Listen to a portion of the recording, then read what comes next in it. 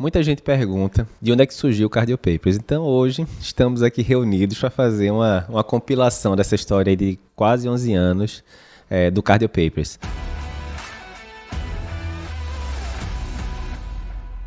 Eu sou Eduardo Lapa. Eu sou André Lima. Eu sou Fernando Figuinha. Nós somos os 3 fundadores do Cardio Papers e hoje a gente vai começar ali, voltando ali para os idos de 2010, que foi quando o Cardio Papers surgiu, para dizer para vocês como é que foi essa dinâmica, como é que foi o processo todo. Figueiredo, você lembra aí onde é que a gente estava em idos de 2010? Eu lembro onde eu estava. Eu estava bem longe daqui, né? Estava fazendo um estágio de 1 mês lá em Cleveland, na Cleveland Clinic, né? Então, quando eu voltei de lá no começo de novembro, já estava começando a discutir aí o site, eu entrei de gaiato lá depois de Ele tá registrado em vídeo que ele entrou depois, então, tá certo? Certo, não, show de bola. Galego, diz aí qual era o contexto na época.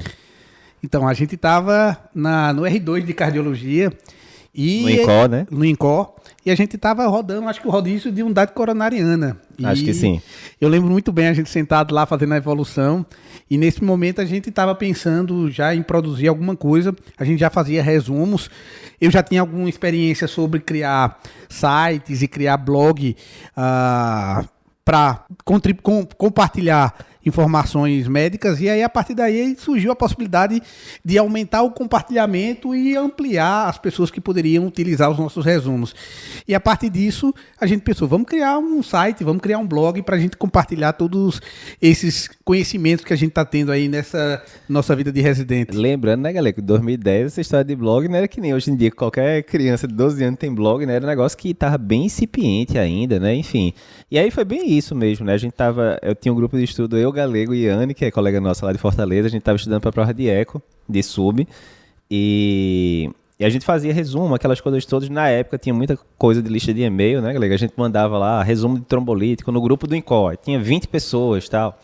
E o pessoal, gostei, massa e tal. E eu mandava também para o Dr. Aes, que tinha sido chefe da gente lá na Escola Paulista de Medicina, né? E aí o Dr. Aes falou, rapaz, vocês deviam fazer um blog e tal, não sei o quê. Aí eu lembrei que tinha feito blog na época da residência de clínica, era mais de 300 mil acessos, se eu não me engano, era muito acesso e tal, tinha coisas também de informação e tal. Aí não, vamos juntar, beleza. E aí logo depois a gente falou, Figueiredo, Figuinha, né, já tem muito material escrito, já era bem amigo da gente, a gente já tinha banda junto, né, Figuinha, na época, Prince Metal, depois a gente faz um podcast só sobre isso. E aí não, assim que Figuinha voltou do estágio lá nos Estados Unidos, aí juntamos nós 3 e o resto é história, basicamente acabamos o podcast. Mas foi daí que veio, né? Era justamente naquela época do grupo do Yahoo. Quem não tinha e não fazia parte do grupo de e-mail do Yahoo, né? Então, tudo era mandado por aquele grupo, mas ficava naquele nosso contexto de residente, no contexto do grupo do pessoal do INCOR. E a ideia era escrever, porque uma das formas de aprender é você estudar, você escutar, assistir a aula. A outra forma é você criar uma ferramenta de compartilhamento de informação e ensinar. Certamente. E a partir daí a gente conseguiu encontrar uma ferramenta que aí começou inicialmente lá com o blog da Clínica Médica, que aí eu já tinha expertise de como criar a ferramenta. Em WordPress, né? Na época, em WordPress. Né? E a partir daí a gente começou a compilar essas informações com o nosso lema, que é criar informações de forma objetiva, bola na rede, que não tivesse o caqueado. Então, isso foi o cerne do crescimento do Cardio Papers. E aí, a data, qual foi a data lá? 22 de novembro de 2010 foi o primeiro post. Foi um post que eu escrevi do Emphasis Trial. Eu comentei até Coloca aí, Álvaro, na tela. Para quem está acompanhando aí no podcast em áudio, vocês podem depois acompanhar no YouTube, que tá todos esses podcasts vão estar disponíveis no YouTube. E aqui a gente está vendo aqui na tela o nosso primeiro blog com o banner de topo tosco que eu criei. E a partir daí a gente criou aí é o nosso dia 22 de novembro de 2011, o primeiro artigo que Lapa colocou no blog. Que você vê que eu não sabia nem justificar o texto está centralizado à esquerda aqui, naquela tosqueira. Mas assim, esse texto está disponível até hoje. Quem quiser, digita aí no Google ênfase Cardio Papers, que vai aparecer numa página mais bonita já, né? Mas o mesmo texto que está lá na época. E a gente já consegue ver aqui, para quem está vendo no YouTube, já consegue ver o símbolo que foi você que inventou, né, Galego? O símbolo do Cardio Papers do Globo, agora já razoavelmente conhecido, né, pelo público da gente. Sem muito conhecimento em Photoshop, sem muito conhecimento em design, basicamente, eu criei de uma forma que até o nome. Como é que a gente criou o nome? O nome, o próprio globo, o próprio símbolo, a gente criou de uma forma de que a ideia era discutir inicialmente artigos científicos em cardiologia que tinham um entendimento difícil, a gente queria criar de forma rápida, bola na rede, um resumo, e aí a gente conhecia esses grandes estudos como papers. E aí, como eram os papers, os trials, os papers, os trabalhos associados à cardiologia, surgiu o nome Cardio Papers. E só lembrando, né, porque assim, hoje em dia tem muito estudante que vai ver esse podcast, tem muito residente de clínica. E hoje em dia, assim, é impressionante como muda o mundo em 10 anos, né? Vocês lembram, quando a gente estava lá, 2009, 2010, na residência de cardio, como é que você poderia se atualizar em cardio?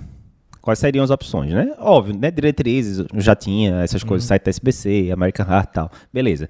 Mas, assim, coisas do dia a dia, a gente tinha sites em inglês, né? Que aí, para muitas pessoas, já tinha barreira da língua, mas mesmo para quem entendia bem de inglês, às vezes era aquela coisa mais baseado em atualização, mas não falava o básico. A gente queria falar o básico, né? Como é que eu sei que um sopro de estenose aórtica é importante? Isso não tinha nos lugares.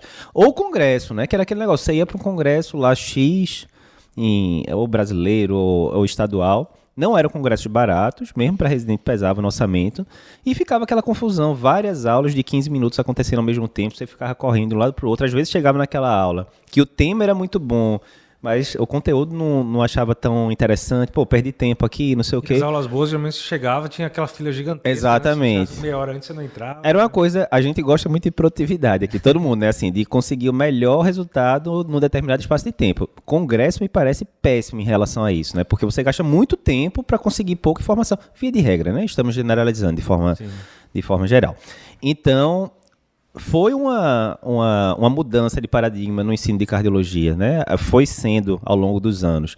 E hoje em dia a gente já está com 200 mil seguidores no Instagram, no dia que a gente está gravando aqui, né? 200 mil seguidores no Instagram, 60 e poucos mil no YouTube, 300, 400 mil acessos por mês no site.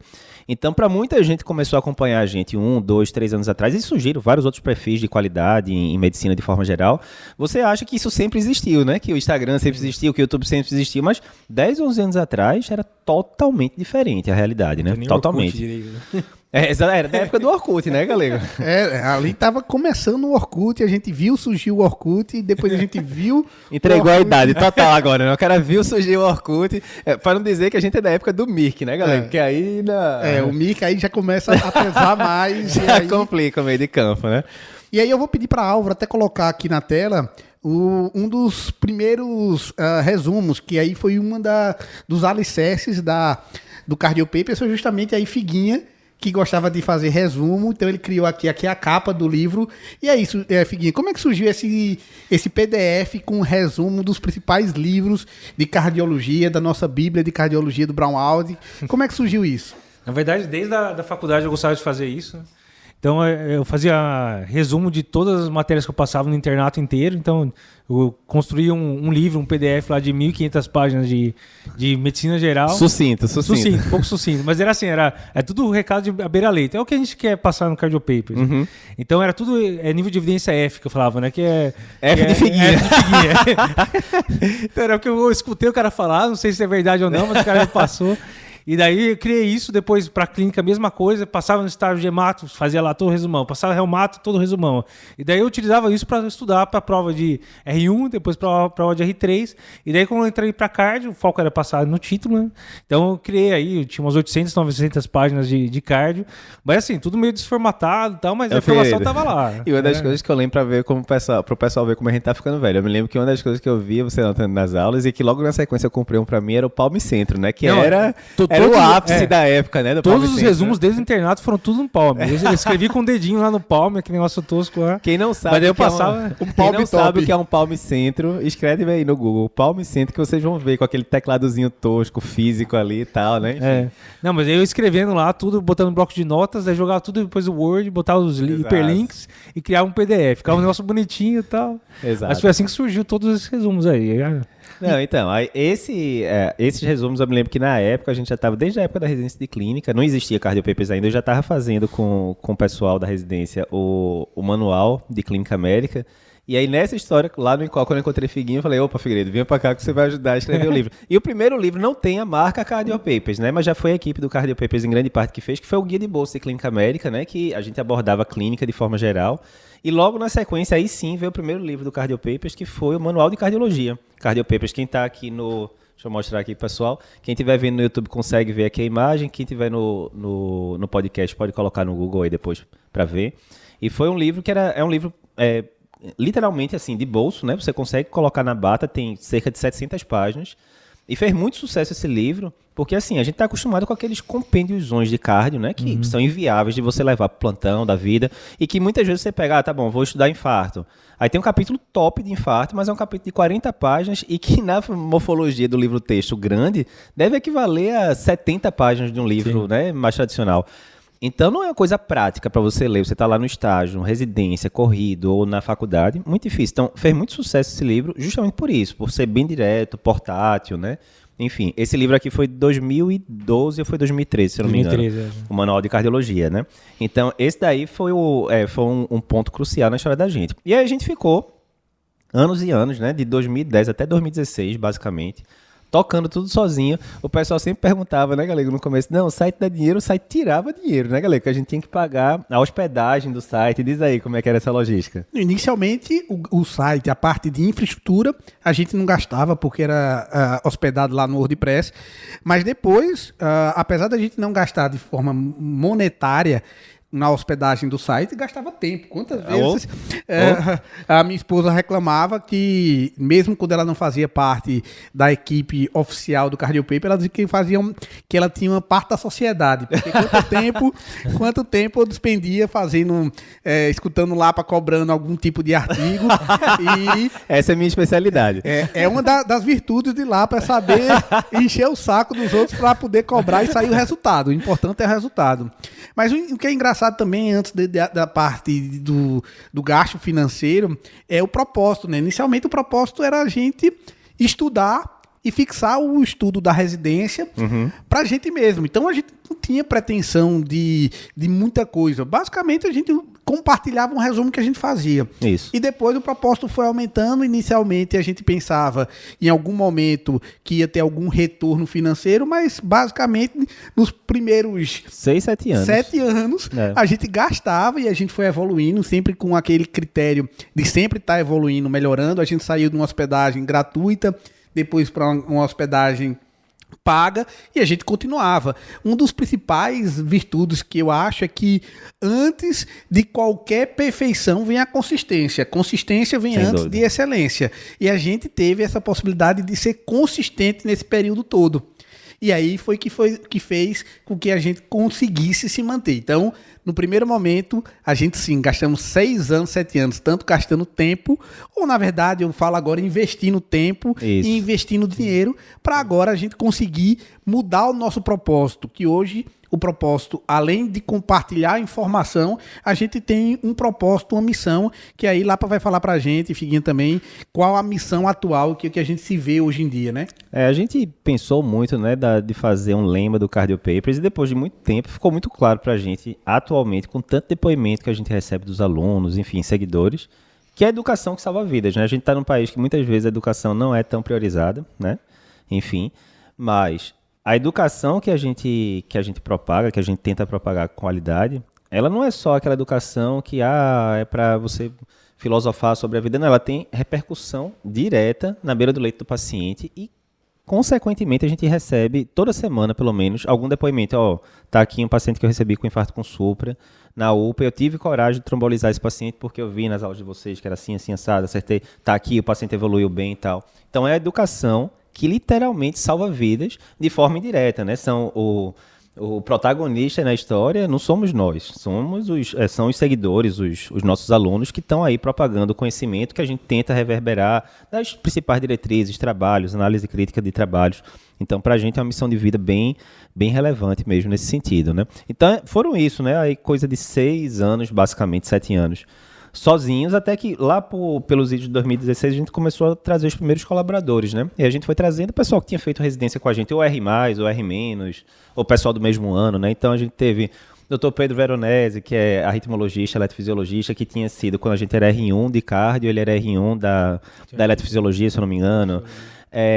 Jeff, que quando Dr. Jefferson Vieira, que está lá em Messejana agora, que quando a gente estava... Óbvio, eu não vou citar todos porque são mais de 30 já hoje em dia, mas só dizendo os primeiros, né? Dr. Jefferson, quando a gente era R1, ele era o R+, do transplante, ciência cardíaca, ensinou demais pra gente, participou de vários ensaios da Branda Prismeta, né, Figueiredo? Ia pra todos os shows lá também, brother da gente. Renatinha, que nem fez, né, doutora Renata Ávila, que nem fez cardio no INCOR, ela fez cardio no Dante, mas depois fez ressonância no INCOR. É casada com o Dr. Eduardo Pessoa de Mello, que também é colaborador da gente da Hemodinâmica. Então, assim... Famoso Duda, né? Famoso Duda. De pouquinho em pouquinho, a equipe foi crescendo e hoje em dia a gente tem mais de 30 colaboradores, não só da cardio. Da cardio a gente tem das principais áreas. Tem de valvopatia, tem de hipertensão, tem de prevenção, insuficiência cardíaca e por aí vai. Mas também de outras áreas, né? A gente tem colaborador de nefro, neuro, a nossa equipe de endócrino crescendo cada vez mais, inclusive já com curso para prova de título de especialista de endócrino, enfim. Talvez venha novidades aí também no futuro em relação a isso. Então a gente fica muito feliz de ter várias outras pessoas que compartilham da mesma visão da gente, né? Que é possível você transmitir conhecimento de forma simples, direta, sem conflito de interesse e de forma a gerar uma medicina de melhor qualidade, né? Na última ponta. E uma das bases do Cardiopaper é justamente o compartilhamento, a colaboração. E os nossos colaboradores fazem parte do nosso time.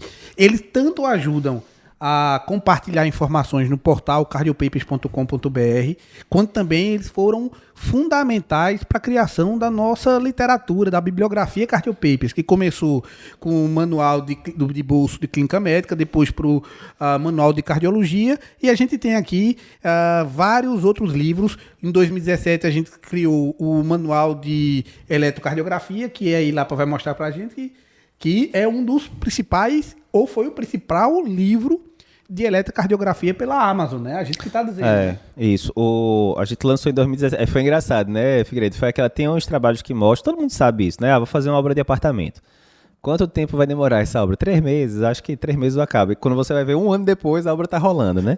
Isso aí é a lei de Parkinson que o pessoal fala, né? Você vai dilatando o prazo, aquelas coisas todas. A pessoa tende a superestimar a eficácia dela, né? Achar que vai fazer tudo certo, que não vai ter nenhuma intercorrência, e nunca é assim.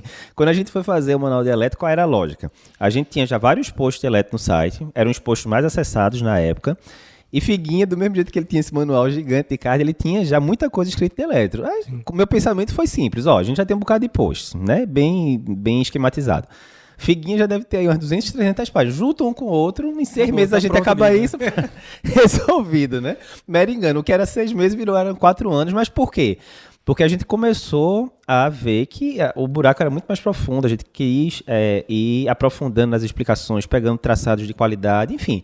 Então foi um trabalho que demorou 4 anos. A gente começou em 2013, logo depois que saiu o manual de cardiologia, e foi lançar na Socesp em 2017.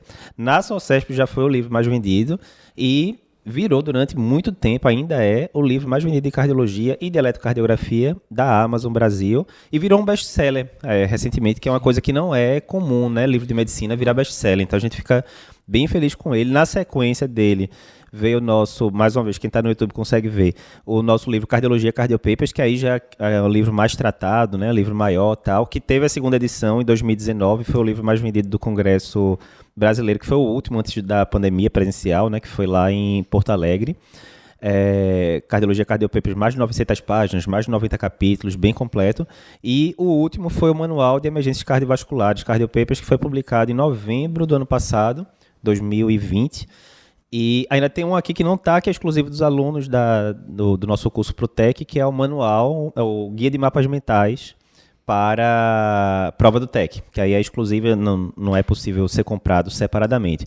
Mas, juntando esses livros todos aqui, até a última vez que a gente tinha analisado, a gente estava chegando perto de 40 mil livros vendidos no Brasil, que para medicina é uma marca extremamente relevante, né? Pelo que todo o mercado editorial passou para a gente também fica muito feliz com isso. E mais uma vez, né? Trabalho que não teria sido possível sem os vários colaboradores da gente que ajudaram a escrever, material de bastante qualidade, a gente fica bem orgulhoso. E a gente não podia deixar de citar, na parte de livros, um colaborador que eu tenho conflito de interesse, que foi minha dupla durante a residência, amigo pessoal nosso, que é Fábio Mastrocola. Mastrocola tem uma capacidade de revisão de livro, de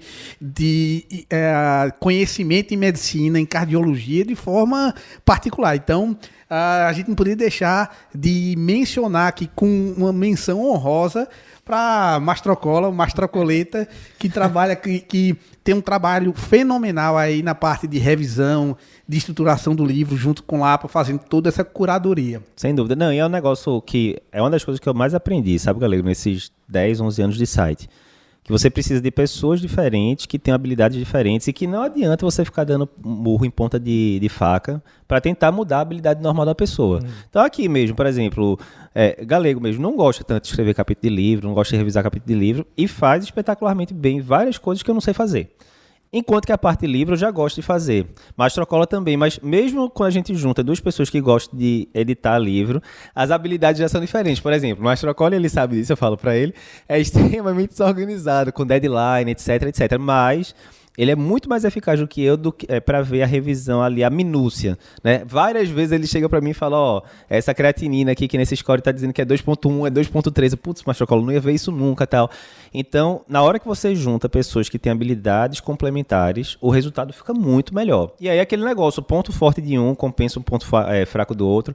Provavelmente esses livros todos aqui, ele sabe que é verdade. Se eu não tivesse mandado para o editor até hoje, ele estava editando, porque ele não vai ficar melhor, aquele perfeccionismo, né, de gente que é muito detalhista e tal. Não, Mastrocola, vai de todo jeito para o editor agora e vai sair desse jeito e tal.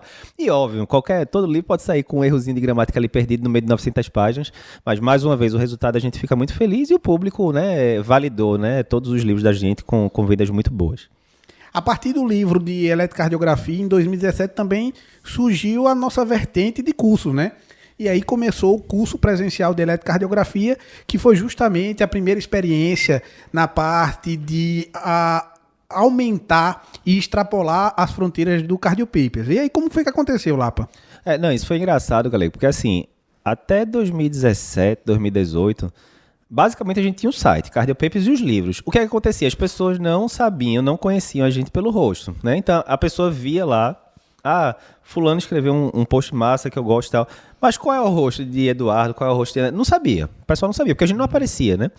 E aí quando foi ali 2017 para 2018, a gente começou a fazer a conta do Instagram, que mais uma vez, quem vê hoje o Instagram, todo mundo tem Instagram, tá? Pois é, naquela época não estava ainda no começo e tal.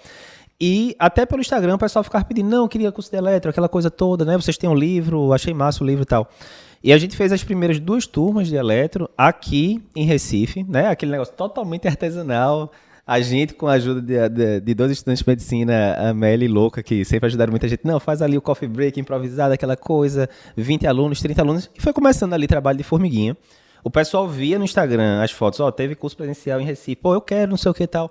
Aí a gente fez depois, Tainá, que é aluna nossa também de longa data, organizou um curso em 2018 já lá em Santos. Aí foi massa, que você chegar lá, né, num local totalmente desconhecido, sala cheia para aprender e tal. E também em 2018 eu fiz, com a ajuda do pessoal, a gente montou um curso totalmente do zero lá em São Paulo. E aí você, será que vai dar gente? E aí quando eu cheguei lá, para mim foi um dia muito marcante, porque aí cheguei lá, tinha gente que tinha vindo de Brasília, de Salvador, pegado avião, passar um final de semana lá, para estar para o curso elétrico, né? Aí naquele dia foi um dos dias que bateu aquele rapaz. A gente definitivamente pode impactar muito mais gente do que a gente está impactando hoje em dia, né? Por coincidência, os 2 meses antes, a gente tinha sido chamado para ir lá na Society para dar uma aula, justamente que o pessoal tinha pedido de inovação, a história do Cardiopapers, a importância de mídias sociais, etc. E que era um reconhecimento, né? Uma sociedade muito importante, congresso grande, enfim. E nessa mesma época também a gente lançou o primeiro curso online da gente, que foi o curso de preparatório, justamente por causa disso. Muita gente estava pedindo já curso de eletro, a gente não conseguia dar conta da demanda. Eu já tinha filhas na época para cuidar, aquela coisa toda. Então, assim, final de semana ficava complicado, ficar viajando toda hora. E aí começaram os cursos online, né, em 2018. E o primeiro grande curso online da gente foi justamente o curso para prova de título de especialista, que tinha anos e anos, que os próprios seguidores pediam para a gente, olha, vocês têm que fazer curso de prova de título, etc, etc. E a gente lançou no finalzinho de 2018 o primeiro curso, e já no primeiro ano, né, na prova de 2019, a gente teve cerca de 1/3 dos aprovados foram alunos do Cardio Papers. E Lapa, e com relação à prova de título de especialista de cardiologia, né, que é aquela prova em que o cardiologista presta para conseguir uma certificação da Sociedade Brasileira de Cardiologia que está validado como especialista em cardiologia, de forma geral, como é que é a aprovação dessa prova de título no contexto geral? É muita gente aprovada, pouca gente aprovada? Não, a prova, primeiro, é bem extensa, né? Ela era 120 questões antes, agora baixou para 100 nesse período de pandemia e tal, enfim, mas é uma prova bem extensa, cansativa. É uma prova bem feita, tem cada vez mais ficado bem feita, cobrando muito caso clínico, enfim, é bem diferente de outras provas de título de especialista que a gente tem contato. Então, eles pegam muito, assim, o que você precisa saber realmente, consultório, TI e tal. E a taxa de reprovação é bem alta. Fica em torno, varia um pouquinho de ano para ano, mas fica em torno de 70% de reprovação. Então, ou seja, a enorme maioria das pessoas são reprovadas. E a gente ficou muito feliz que o assunto é muito extenso, né? Na hora que você vai lá para o edital, é a cardiologia inteira. Então, assim, hipertensão é um mundo, cara, em 10 questões de hipertensão por ano. André que dá as aulas, então tem vários detalhezinhos ali da diretriz que são importantes na beira do leito, né? Para você conduzir o seu paciente. Mas que muitas vezes, se você tiver só com a prática do dia a dia, você vai escorregar na hora da prova. Cai muito ciência cardíaca, miocardiopatia, síndrome com supra, coronariopatia crônica, valvopatia. É muito extenso o assunto. Então, se você for pegar, me dá aqui o Brown, né, que é a literatura recomendada, eu vou estudar aqui isso tudo sozinho, você vai aprender muito, lógico, o livro é espetacular, todo mundo gosta muito do Brown, mas é como eu disse, às vezes um capítulo de coronariopatia crônica tem 40, 50 páginas, você vai demorar dias e dias e dias. E no final daquele estudo todo, você não sabe o que é que cai na prova, né? Porque cada prova tem sua característica e tal.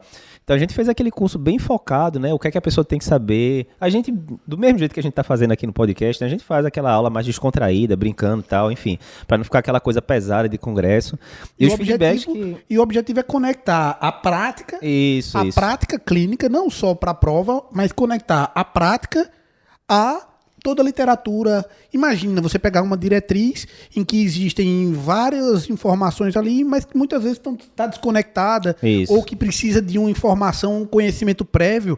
E aí, nessa parte em que a gente conseguiu consolidar o ensino através da internet, a gente conseguiu transmitir para mais pessoas e o principal objetivo e a principal funcionalidade é fazer essa conexão entre a prática médica com conhecimento técnico de forma em que você consiga tanto sucesso em uma certificação quanto no sucesso. E o principal motivo de todos esses cursos, a principal premissa é gerar uma transformação profissional. Isso. Não necessariamente só a prova, não necessariamente só a sua dedicação. A gente faz a nossa parte, mas o nosso principal objetivo é fazer com que exista uma transformação, e a gente acredita muito nisso, né? Demais. Uma transformação no profissional, e quando a gente consegue também abordar outras áreas, como a gente já abordou, outras áreas da atuação de vida, né?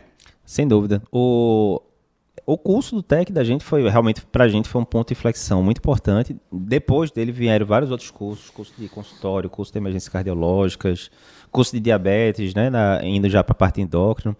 E ao redor desses cursos todos, a gente já teve em cerca de 30 mil alunos, né? Então, assim, mais uma vez, para a gente que pensa, né, a gente que é ainda da geração analógica de querer ser aquele professor da faculdade X para estar dando aula para 40 pessoas ali e tal, enfim, que obviamente tem suas vantagens, você está ali com contato olho no olho, lógico, mas pensar que a gente pôde, em 3 anos e pouco de curso online, impactar a vida de 30 mil pessoas, né? Então, imagina isso multiplicado, porque a nossa ideia é amplificar. Se a gente faz uma transformação, uma ajuda na transformação de 30 mil alunos, a ideia Quantas centenas de pacientes, né? Esse pessoal não está atendendo todo ano, né? E aí enfim, vem a história de educação que salva vidas. Então, exatamente, isso é o que é o nosso combustível. É quanto é gratificante participar disso. Principalmente quando como médicos, de forma geral, a gente tem uma quantidade de atuação, um tempo. Todo mundo tem 24 horas, e isso não tem, dependendo se é Bill Gates, independente se é um grande empresário, se é um profissional ali braçal. Agora, a partir do momento que você entra em uma atividade de ensino através da internet, a chave vira. E na hora que a chave vira, quando você percebe que você consegue impactar muita gente, isso faz com que a gratidão aumente. E assim, a gente não faz esse compartilhamento, e assim, não é querendo se gabar nada, é só falando que, ok, não faz parte de um curso Cardio Papers, a gente compartilha, a gente tenta fazer isso no Instagram. Sem dúvida. A gente tenta fazer isso nos nossos canais, e o importante aí é essa função de vida que a gente tem. Só no Instagram, né, galera? Se a gente for ver, a gente passou, no dia que a gente tá gravando aqui, a gente já passou de 6 mil publicações no Instagram. Então, assim, isso demanda um nível de consistência, né, grande, e assim, muito material de qualidade, totalmente gratuito. Então, o nosso YouTube tem mais de 1.100 vídeos. Então, assim, é difícil algum assunto de cardiologia que você queira ter alguma noção. Miocardiopatia cólica, Cardio Papers no YouTube. Tá, tem vídeo. Como é que é o eco na endomiocardiofibrose? Tá lá o vídeo. Como é que eu trombolizo o infarto com supra? Tá lá o vídeo. Como é que eu tiro o introdutor depois do CAT? Tá lá o vídeo. Então, assim, 1.100 vídeos, quase 1.200 no YouTube, mais de 6 mil publicações no Instagram, mais de 2 mil posts escritos no site Cardio Papers, né? Então, assim, mais uma vez, é difícil ter algum assunto de cardiologia, né, que você não tenha pelo menos uma informação introdutória ou de nível intermediário que não esteja disponível 100% gratuito em alguma dessas plataformas. E a ideia é ir aumentando cada vez mais. Por quê? O que antes era dependente apenas de nós três, né? Agora a gente já tem escritório, tem toda uma equipe de funcionários de suporte, edição de vídeo. Então, tudo isso vai dando pra gente a possibilidade da gente produzir ainda mais conteúdo, porque antes era a gente, né, galera? Eu me lembro chegando no hospital, teve uma série de vídeos da gente que ficou conhecido, que era os vídeos de Instagram gravados no carro, né? Sim. Tava lá eu, 7h20 da manhã, chegando no hospital, pegava lá o celularzão, minha gente, como é que eu sei se a minha trombólise deu certo? Eu lá gravava um vídeo lá de 3, 4 minutos, depois lá ia eu abrir o InShot pra editar o vídeo, depois subir pro Instagram, a conexão já não ficava boa, porque era dentro do hospital e demorava 10 minutos subindo o vídeo e tal. Então, tudo isso diminuía a produtividade, porque você estava lá 3 minutos fazendo o que você gostava, que era gravar um vídeo com conteúdo relevante, e 30 minutos depois esperando o processo ser concluído, né? Então, agora, toda essa parte fica muito mais ágil, mais colaboradores, né? Abrindo o braço de endocrinologia, que também tem muito tempo que o pessoal pede. Então, a gente está muito empolgado com o futuro aí, porque é só o começo, né? Onde a gente está agora, né? E quando a gente fala de consistência antes de excelência, um dos nossos combustíveis, como a gente comentou, que é compartilhamento de informação, transformação de vidas, transformação profissional, uma das coisas que aí eu peço para vocês, se vocês realmente acham que o nosso trabalho faz sentido, que esse compartilhamento de informação faz sentido. Se lembra de algum caso, né, Exato. Que resolveu com... Compartilha com a gente lá, a gente vê, a gente acompanha os directs lá do Instagram, a gente acompanha os nossos e-mails. Então entra lá, manda pra gente um depoimento de alguma coisa que fez relevância, se faz sentido para vocês. Porque isso é o nosso combustível, isso que faz a gente ter a noção do impacto, né? Porque quando você está online e quando você está na internet, muitas vezes você perde a noção de quanto isso é abrangente. Mas sempre a gente está recebendo algum tipo de feedback e faz parte. Tem alguma sugestão, tem algum depoimento, manda pra gente lá que a gente vai ler com carinho e vai responder. Na maioria das vezes a gente responde quando a gente tem esses feedbacks. É isso, eu acho que esse é um resumo breve, né, desses quase 11 anos de história agora. A gente está gravando aqui no finalzinho de setembro, provavelmente deve ir ao ar daqui a algumas semanas. Talvez a gente já tenha até completado 11 anos de história quando for ao ar. Mas é isso, acho que é um trabalho muito hard work, né? Um sentido de propósito, porque quantos e quantos posts a gente não escreveu, né, Figueiredo? No meio de um plantão de UCO, 3 horas da manhã, enquanto estava ali esperando o paciente chegar para ser demitido. Não, vou escrever um post aqui rapidinho do Cardio Papers, né? Então, quantas vezes, edições de livro, quantas e quantas noites que eu não passei lá com Machocola, ligando para Figuinho, isso aqui a gente vai mudar a tabela assim, assado. Então, não é simples. Tem aquela velha história, né, galera, que o pessoal fala, não compare o seu backstage com o holofote dos outros. Então, às vezes o pessoal tá vendo, sei lá, alguma live da gente com 1.000, 2.000, 3.000 pessoas presentes, E a pessoa acha que aquilo foi do dia pra noite que surgiu, né? E teve é a história do iceberg. Você tá vendo ali a pontinha do iceberg, teve muita coisa pra baixo, né? De hard work, mas quando você tá fazendo algo que você acredita, que você gosta, fica muito mais simples, né? Mas o hard work é indissociável. Não tem como você chegar nesses números que a gente falou, de quantidade de seguidor, de post e tal, sem estar lá produzindo todo santo dia, de segunda a segunda, basicamente, durante anos e anos. Mais uma vez, né? Tem um influenciador que a gente gosta muito, que é Ícaro de Cavalo, que fala, me dê 10 anos, pronto. Deram 10 anos pra gente. Agora os resultados estão começando a chegar, mas, mais uma vez, né? É só o começo, a gente ainda espera muita coisa aí, não só em cardiologia, como em outras áreas. É isso? Querem falar mais alguma coisa? Não? Tranquilo, perfeito. Então é isso. A ideia é sempre ter um compartilhamento de informações, de história de vida e fazer com que a educação em cardiologia, a educação em medicina consiga se espalhar para o Brasil todo e fazer com que cada um de nós consiga fazer um pequeno percentual de melhoria. Se a gente melhorar 1% por dia, a gente consegue, durante um ano, durante a vida, fazer a diferença tanto para você como profissional, como para o seu paciente. Exatamente. Só lembrando, se você está vendo aqui pelo YouTube, bota um comentário aqui pra gente, como é que você conheceu o Cardio Papers, alguma experiência específica que você tenha tido com o Cardio Papers. Se você está no podcast, compartilha esse episódio com os seus amigos, colegas de residência, enfim. E não deixe de seguir o canal da gente do podcast e do YouTube e dar também aí 5 estrelas pra gente no podcast. A gente agradece. Até a próxima.